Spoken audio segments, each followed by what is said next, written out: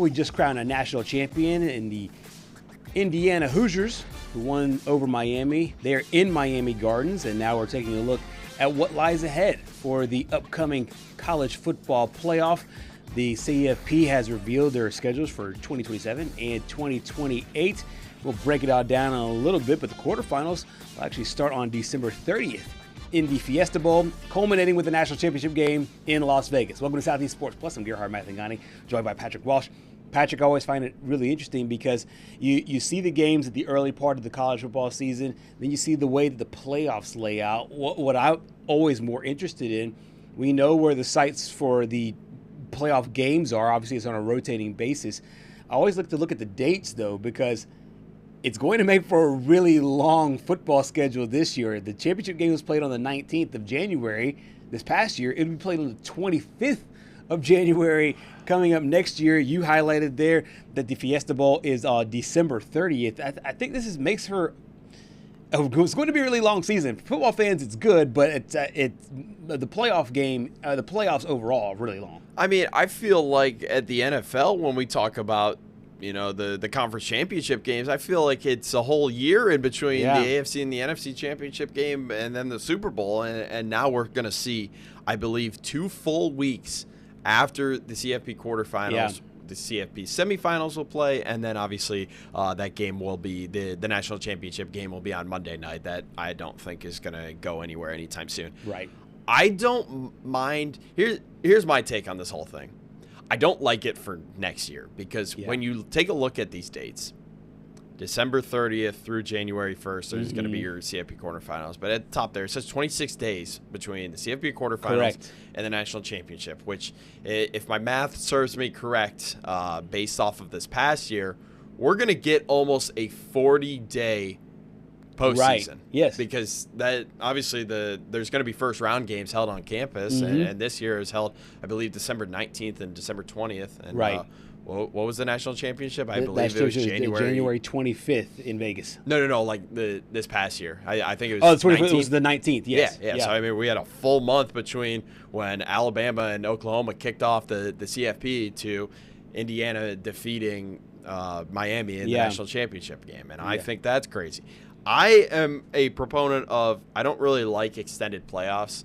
Yes. When you take a look at the NBA, it feels so dragged out, and even hockey. But I understand hockey a little bit more because you take more hits, than the NBA. But it's still like even that's a 2-month-long postseason. This is going to be 26 days between the quarterfinals. I honestly think we'll be talking probably almost 40 days of a postseason here. That's insane. I mean, it really is. It goes a really long time. And I think one of the biggest things that I feel like really kind of hurts the college athletes is the fact that in a 26-day span in the regular season, you're playing at least 3 games. Yeah. In a 26-day span in the playoff, you're playing 1 game. And I feel like, yes, if you're banged up, it's a perfect opportunity to get healthy.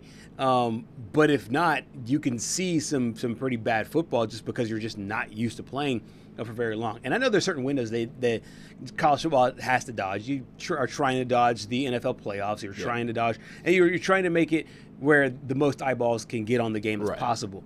I don't know if lengthening it out this far is the answer. I know Josh Pate, who you talked to at SEC Media Days, he's got a big rant on how he thinks he can get everything in. Honestly, it's a pretty good schedule. He can get a 12-team playoff game in, keep all the rivalries, and keep get rid of the conference championship games, but do it all by January 1st. I don't think the college football schedule is going to be that aggressive, but it is pretty compelling. I just think that I just don't know, outside of the TV dollars and just keeping college football relevant, how this is supposed to be helpful for the sport overall. No, I mean, we talked about it this year for the quarterfinal matchups. Indiana was the first team with a first-round bye to actually win a quarterfinal matchup. Right. And we talked about how you cannot just give these teams this extended layoff period after conference championships, presumably, because you would assume that these teams would be playing in their conference championship. They don't have to win it, obviously, to get that first-round bye. But, I mean, you look at Ohio State this year. They lost the Big Ten and ended up still having a first-round bye. So I mean, you're going to give these teams almost a full month off. Right. Before they play a football game. You can't really do that because it's not really working out too well. The only team that, it worked out for, that team wasn't really human this year, in the Indiana Hoosiers, being the first team to go undefeated in this new era. But it just, it almost feels like, and I can't fault the NCAA for this at all because they're trying to make money. Yeah. But it almost feels like every single decision is all about money and just trying to make more money. And it's not really, you're losing the thought of the players. And does this benefit the players and the coaches and these teams? Because it really doesn't. What benefit do you get from having such a long time period off? You get some of these guys healthy. Well, you also lose your internal game clock at the same time. Correct. Like, I don't understand that argument. I don't either. And we do have a situation this year where you have that both the first round games, you had a situation where one started on a Thursday or one started on a Friday, the other was a Saturday. A situation here on December 30th, we'll have the Fiesta Bowl, but then nothing on December 31st. And then on January 1st, once again, 3 more games in the quarterfinal round with the Cotton Bowl, Rose Bowl, and the Peach Bowl. Of course, that was to obviously keep the Rose Bowl happy, keeping that game on New Year's Day. That was one of, if you remember when the college football playoff first started, one of the biggest kind of hang-ups was the fact that the Rose Bowl committee they were just staunch on, hey, we're gonna keep this on New Year's Day, and they still keep it on New Year's Day for a couple of years. Do you like that? I kind of roll my eyes at it, but there's some traditions I just don't mind keeping. Yeah. And beginning of the fourth quarter and having that shot of the sun going down behind the San Gabriel Mountains, I just feel like there is something to that in college football, and maybe I'm just talking pure nostalgia. There's something about that in college football that I really have always liked. Yeah. And it seems crazy not to have the Rose Bowl a part of the college football playoff. So I don't mind it. Would I be upset if the college football playoff committee said, hey, you know what, because of deals that we already have, this game won't be on New Year's Day? No, I won't have any issues with it. But it does seem like it's going to be something, because the bowl games are about to get shattered. Yeah. For the most part, we've already shattered essentially conference championship games for the most part. So I think that there is something to keep in college football in the postseason. I really like that. I'm going to bring up a point that I made a little bit earlier about how I like what I don't like what the schedule looks like for this year. Right. But I like what they're doing next year. And again, the national championship in 2028 in New Orleans is going to be on January 24th. And I know a lot of people are probably thinking right now, well, it's the same schedule. Why do you like the next year's better? Because I think when we're sitting here at this point next year, we're going to be talking about not a 12-team playoff, an expanded playoff. So I almost wonder if whoever was in charge of scheduling these games, because I mean, you have to know when these dates are long in advance. Like that's why we know about the Super Bowl so far in advance, because you need to be able to have the time to plan out everything, get the city ready. And so I wonder if they planned this national championship on talking about next year's on January 25th with the idea in mind that it would be a 16 or a 24 team playoff. Yeah, so I mean, I almost feel like that's probably the reasoning behind it. And since the Big Ten and SEC couldn't really reach an agreement, that's why we're going to have a little bit of a weird look this next year. And Lane Kiffin doesn't like it. And I mean, he doesn't like a lot of things, but he thinks the calendar got worse. Kids play until January 25th and have almost a month between the games. Yeah, I mean, Lane, you're not wrong here with this one. No, he's not. He's not at all. And he's responding to Josh Pate, who's openly been very adamant about the schedule as well. There's a lot of people, I think, that kind of share that same sentiment. Especially if you're a coach, it is hard to be able to spend 2-3 weeks not playing the sport and getting your guys ready. So, I mean, I'm right there with them. And some of this has to, obviously, it dodges the NFL schedule overall. I think it helps not going against the NFL, especially when you have a product as popular as the college football playoff. Don't try to split your audience, because a lot of the same eyeballs that are watching, that are interested in college football, are also interested in the NFL. It does seem to me, though, that we have, it's going to be a push and pull between between these two legs, these two leagues in college football and the NFL, to not dance on each other's toes, so to speak. So what is the solution then to fix this schedule where you've got these long layoff periods in between games, like 2 weeks? I mean that isn't good for anybody. What's the fix? I do think that Josh Pate's, his answer, I loved it. I love the way he broke it down. To me, it's impossible. To me, it's pipe dream. But I do think that we eliminate the conference championship games.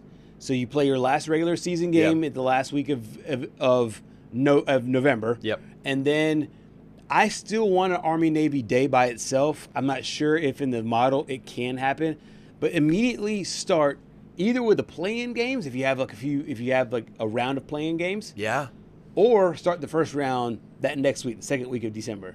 The quarterfinal round that following week, take the Christmas week off, and then come back with the semis in the national championship and try to be all done before January 10th. And I think a lot of people, everybody's going to have their opinion on it, obviously. Yeah. And I think what I've been seeing the most is, why don't we just move up the season 1 week, make the game start on week 0. Right.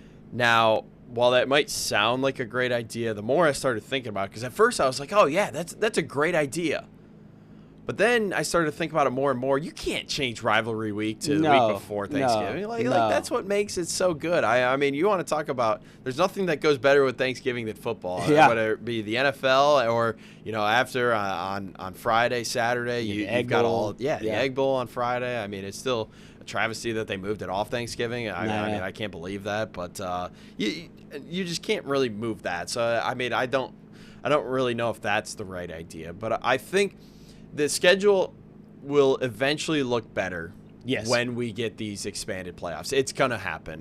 Whether you want to fight against it or not, it's going to happen. The playoffs are going to expand. There's, as I mentioned before, the NCAA, all they want to do is make more money, and there's going to be so much money on the table, which is kind of funny that talking about how the NCAA wants money, but they're trying to deny some of their players that are asking for eligibility money. Exactly. So, there's two sides of the equation there. But once we see this expanded playoff, I think that's when we're going to see these times in between games shrunk down. It's just the scheduling allows for the flexibility to add. Absolutely. Oregon head coach Dan Lanning talked about this issue just ahead of the Orange Bowl this past year. Ultimately, in my mind, the vision for this should be, every playoff game should be played every single weekend until you finish the season. Ideally, the season, even if it means we start week 0 or you eliminate a bye, the season ends January 1st. This should be the last game. It should be the championship game, and then the portal opens. And then coaches that have to move on to their next opportunities get the opportunity to move to their next opportunities. Certainly, there's some conversation about when high school signing day should be. I think that could go either way, because most of us now try to get guys in as mid-year players, and you want them to be able to join your program semester, which is a challenge. But I think the first really clear indicator of a place that we can make this better is to wrap the season up. Our national championship game this year is January 19th, right? And that's really hard to envision as a coach that's going out and trying to join a new program and start a staff. It's hard for players to understand what continuity looks like and where they're going to be at, and to manage that with visits, the portal, everything else that exists. I think the clear indicator and the clear way to do that is to bump the season up. We said, you guys get to have this day, you get to have this day, you get to have this day. Saturday should be sacred for college football, right? And every Saturday through the month of December should belong to to college football, in my opinion.